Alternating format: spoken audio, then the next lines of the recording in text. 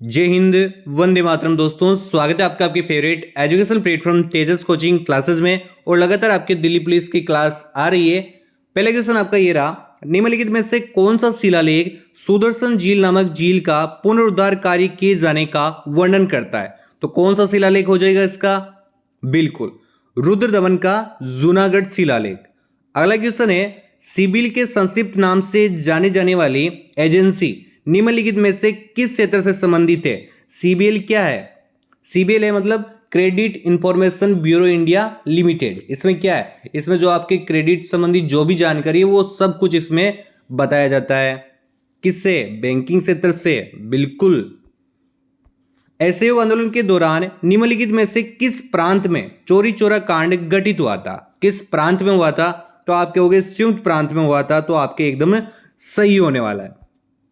अगला क्वेश्चन है, भारत में निम्नलिखित में से किस फसल की कृषि लगभग विशिष्ट रूप से दक्षिणी राज्यों में केंद्रित है? दक्षिणी राज्यों में तो कॉफी है। कॉफी का सर्वाधिक उत्पादन है वो आपके कर्नाटक हो गया, केरल, उसके बाद में तमिलनाडु, इन्हीं में होता है। तो क्या हो जाएगा? कॉफी इसका एकदम सही होने वाला है। भारत के संविधान का निम्नलिखित में से कौन सा अनुच्छेद ये घोषणा करता है कि सर्वोच्च न्यायालय एक अभिलेख न्यायालय होगा?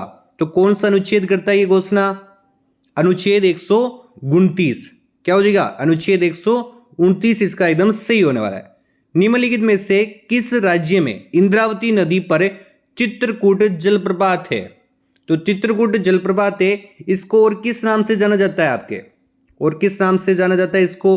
तो आप कहोगे नियाग्रा फॉल के नाम से भी जाना जाता है। तो किस राज्य? तो आप कहोगे छत्तीसगढ़ हो जाएगा इसका।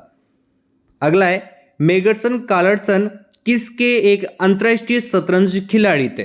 बहुत ही अच्छा क्वेश्चन है। 10 साल की उम्र में ही इन्होंने शतरंज खेलना स्टार्ट कर दिया था और जब ये 13 साल के हुए थे तो इनको ग्रैंड मास्टर की उपाधि मिल गई थी। और ये लगभग अभी तक 5 बार विश्व शतरंज चैंपियन रह चुके हैं। तो इसका क्या होगा? नॉर्वे इसका एकदम सही होने वाला है। अगला है, लोटिया नामक गीतों का संबंध पारंपरिक रूप से निम्नलिखित में से किस राज्य से? लोटिया नामक गीत राजस्थान। क्या हो जाएगा? राजस्थान हो जाएगा। चैत्र महीने में ये गीत गाए जाते हैं। कौन से महीना? चैत्र महीना। साहित्य अकादमी पुरस्कार विजेता और लेखक देवेश राय, जिनका मई 2020 में निधन हो गया, वे देश भाषा में अपनी कृतियों के लिए जाने जाते थे। 1990 में मिला था इनको ये पुरस्कार। कौन सा? साहित्य अकादमी पुरस्कार। जो इनका उपन्यास है तीस्ता पारेर वृत्तांत, इसके लिए इनको मिला था। वे किसे? वे आप बंगाली भाषा में अपनी कृतियों के लिए जाने जाते थे। बंगाली भाषा हो जाएगा। पीएम स्वनिधि नामक योजना के लिए लक्षित समूह निम्नलिखित में से कौन सा है? कौन सा है? बिल्कुल, रेहड़ी पटरी वाले लोगों के लिए। इसमें 10 लाख का लोन मिलता है। उसके बाद में सब्सिडी वगैरह भी भारत द्वारा, सरकार द्वारा दे दी जाती है। अगला है, भारतीय अर्थव्यवस्था में नकदी का प्रबंध, नकदी, नकद, कैश किसके द्वारा किया जाता है? भारतीय रिजर्व बैंक के द्वारा। किसके द्वारा? भारतीय रिजर्व बैंक के द्वारा। अगला क्वेश्चन है, भारत के संविधान की में निम्नलिखित में से किस अनुच्छेद में यह उल्लेख किया गया है कि राज्य ग्राम पंचायतों को संगठित करने के लिए कदम उठाएगा? कौन से अनुच्छेद में कहा गया है? अनुच्छेद 40 में यह चीज आपके कही गई है। अगला क्वेश्चन लेते हैं, वर्ण परिचय नामक पुस्तक निम्नलिखित में से किसने लिखी थी? वर्ण परिचय ईश्वर चंद्र ने लिखी थी। किसने लिखी थी? ईश्वर चंद्र विद्यासागर ने लिखी थी। कब लिखी थी? 1855 में लिखी थी। वर्ण परिचय वो बंगाल की सबसे प्रभावशाली प्रवेशिका माना जाता है। और जो आपके ईश्वर चंद्र है, इन्होंने सत्य अनुष्ठान का विरोध किया था और विधवा विवाह है वो इन्होंने स्टार्ट करवाया था। अगला क्वेश्चन लेते हैं, प्राचीन कालीन लाड खान नामक मंदिर है वो निम्नलिखित में से किस स्थान पर स्थित है? लाड खान बताया था मैंने पिछली क्लासों में अच्छे से। तो क्या कहोगे आप? तो आप कहोगे एहोल। तो एहोल कहोगे तो आपका एकदम सही होने वाला है। साथ में अपना स्कोर भी लेते चलना कि कितने क्वेश्चन आपके राइट हो रहे हैं। किसने बनवाया था? पुलकेशिन प्रथम ने बनवाया था। पुलकेशिन प्रथम वो किस वंश के थे? वो थे आपके चालुक्य वंश के थे। किस वंश के? चालुक्य वंश के थे आपके। अगला क्वेश्चन है, भारत के निम्नलिखित में से किस वायसराय द्वारा की गई घोषणा को अगस्त प्रस्ताव कहा जाता है? अगस्त प्रस्ताव, बताओ जल्दी से, क्या हो जाएगा? लॉर्ड, लॉर्ड कौन सा? लॉर्ड लिनलिथ को द्वारा जो की गई घोषणा है उसे अगस्त प्रस्ताव कहते हैं। अगस्त प्रस्ताव की घोषणा कब हुई थी? तो आप कहोगे 8 अगस्त को हुई थी। 8 अगस्त, कौन सी 8 अगस्त को? 1940 वाली 8 अगस्त को हुई थी। अगला क्वेश्चन है, पावलकूट नामक जनजातीय पर्व पारंपरिक रूप से निम्नलिखित में से किस राज्य से संबंधित है? पावलकूट मिजोरम से। किससे हो जाएंगे? मिजोरम से हो जाएंगे। दिसंबर महीने में मनाया जाता है ये आपके। अगला है, धमेक स्तूप निम्नलिखित में से किस राज्य में स्थित है? धमेक स्तूप, तो आपके हुए सारनाथ में है। सारनाथ कौन? वाराणसी। वाराणसी कहां पे? यूपी में। यूपी मतलब उत्तर प्रदेश, तो उत्तर प्रदेश इसका एकदम सही हो जाएगा। और जो इस स्तूप की है वो नींव किसने रखाई थी? तो वो नींव है वो आपके अशोक के द्वारा रखी गई थी। बिल्कुल। अगला है, निम्नलिखित में से किस वर्ष में बाल गंगाधर तिलक के नेतृत्व में कांग्रेस के अलग हुए गुट फिर से एक हो गए थे? ये अलग कब हुए थे? तो आपके हुए 1907 में हुए थे। जो सूरत अधिवेशन हुआ था ना, उसमें जो अध्यक्ष है वो गलत चुन लिया गया था, जिसके कारण ये अलग अलग हो गए थे। वापिस इसमें पूछा वापिस कब इकट्ठे हुए थे? तो आप कहोगे 1916 का 16, जब लखनऊ अधिवेशन हुआ तब ये वापिस इकट्ठे हुए थे या एक हुए थे। तो 1916 इसका एकदम सही होने वाला है। और जो लखनऊ अधिवेशन है इसकी अध्यक्षता किसने की थी? अंबिका चरण मजूमदार ने की थी। तो ये चीज साथ में कवर करते हुए चलना है आपको। मड़ई नामक जनजातीय पर्व पारंपरिक रूप से देश से संबंधित है। किससे संबंधित है? छत्तीसगढ़ से। किससे हो जाएंगे? छत्तीसगढ़। किस जनजाति के द्वारा मनाया जाता है ये भी बता दो। आप कहोगे गोंड जनजाति द्वारा। किस जनजाति द्वारा? गोंड जनजाति द्वारा मनाया जाता है। यमेश नामक जनजातीय पर्व पारंपरिक रूप से देश से संबंधित है। बताओ किससे संबंधित है? यमेश सबको अच्छे से मालूम है, नागालैंड हो जाएगा। जो आपके पोचुरी, कौन सी जनजाति? पोचुरी जनजाति है, उनके द्वारा मनाया जाता है। यह आपका एक फसल उत्सव है। अगला क्वेश्चन लेते हैं, आधुनिक संदर्भ में किस देश ने पहले स्वर्ण मानक को अपनाना शुरू किया था? बताओ जल्दी से। यूनाइटेड किंगडम ने। यूनाइटेड किंगडम ने रजत की जगह स्वर्ण मुद्रा को अपनाया था। पहले यहां पर रजत मुद्रा थी, उसके बाद में इन्होंने स्वर्ण मुद्रा को अपना लिया था। अगला है, बैंक राष्ट्रीयकरण का दूसरे चरण में कितने बैंकों का राष्ट्रीयकरण हुआ था? दूसरा चरण कब हुआ था? दूसरा चरण हुआ था आपके 1980 में। कब हुआ था? 1980 में। इसमें 6 बैंकों का राष्ट्रीयकरण किया गया था। कितनी? 6 बैंकों का राष्ट्रीयकरण हुआ था। भारत में किस पंचवर्षीय योजना में सामाजिक न्याय और भागीदारी के साथ विकास पर जोर दिया गया था? कौन सी पंचवर्षीय योजना थी वो? देखो, 8वीं पंचवर्षीय योजना की सफलता के बाद 9वीं पंचवर्षीय योजना में ये चीज की गई थी, तो इसका हो जाएगा 9वीं पंचवर्षीय योजना। इनमें से कौन सा राज्य सूची के अंतर्गत है? राज्य सूची, जो 3 सूचियां अच्छे से आपको मालूम होगा, तो अच्छे से ऑप्शन को देखो, उसके बाद में आराम से इसका उत्तर बताओ क्या होगा। कटसी, बिल्कुल कटसी हो जाएगा इसका एकदम सही। सिंधु सभ्यता का सबसे बड़ा पुरातात्विक स्थल कौन सा था? सबसे बड़ा पूछा है, पुरातात्विक स्थल पूछा है, कौन सा है? तो आप कहोगे राखीगढ़ी। कहां पे ये है? ये आपके हिसार हरियाणा में। कहां पे? हिसार हरियाणा हो जाएगा इसका।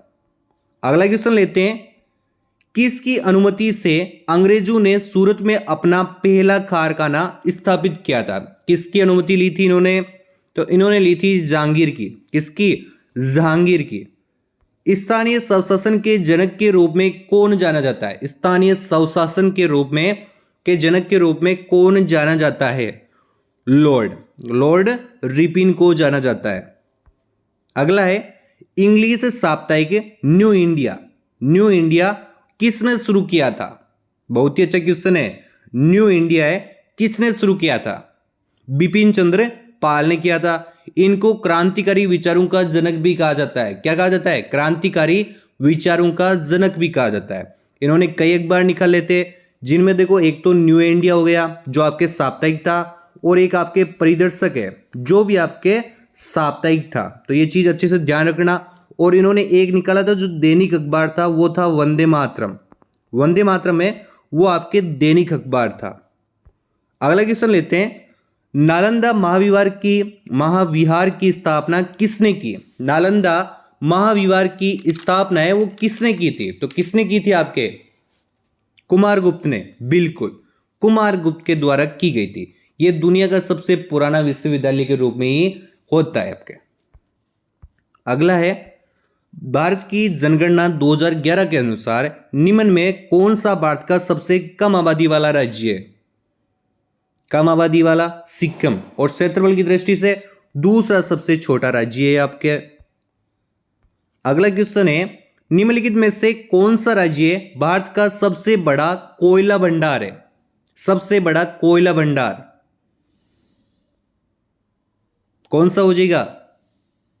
झारखंड, बिल्कुल।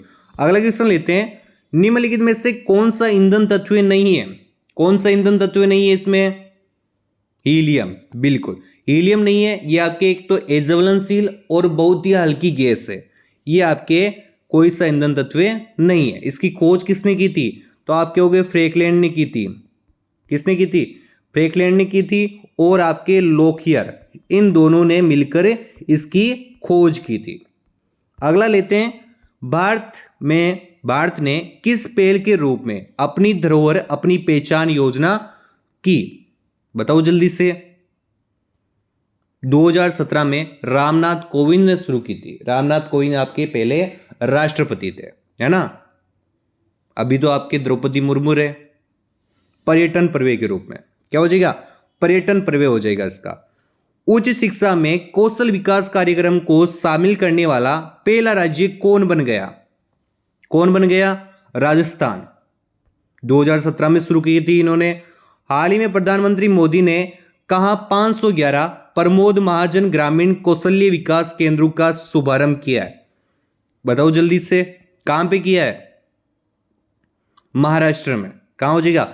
महाराष्ट्र हो जाएगा। और महाराष्ट्र सरकार ने लेख लड़की योजना को भी मंजूरी दी है, और साथ में महाराष्ट्र सरकार ने नमो 11 सूत्रीय कार्यक्रम है वो भी शुरू किया है। अगला क्वेश्चन लेते हैं, हाल ही में किस राज्य के मंत्रिमंडल ने विशेष बाघ सुरक्षा बल को मंजूरी दी है? तो कौन सा राज्य है वो राज्य हो जाएगा अरुणाचल प्रदेश। दुनिया की सबसे लंबी सुरंग, लंबी बाइलेन सुरंग है वो कौन सी है ये बताओ आप?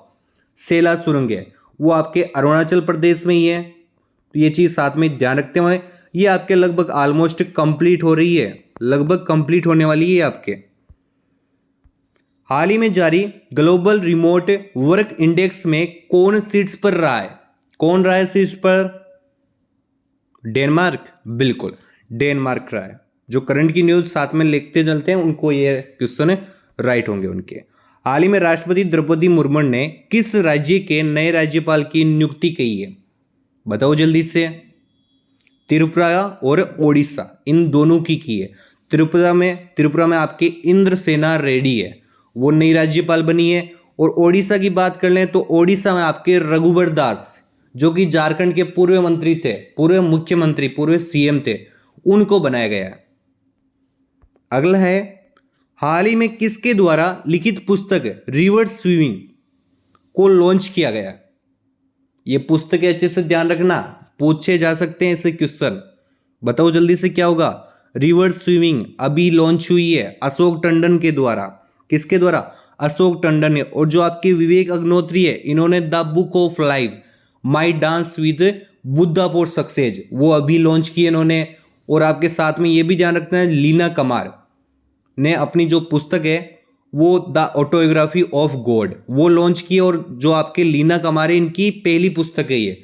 अमृत माधर की बात कर लें, अमृत माधर ने अभी आत्मकथा लॉन्च की है। आत्मकथा का नाम है pitch side my life in Indian cricket.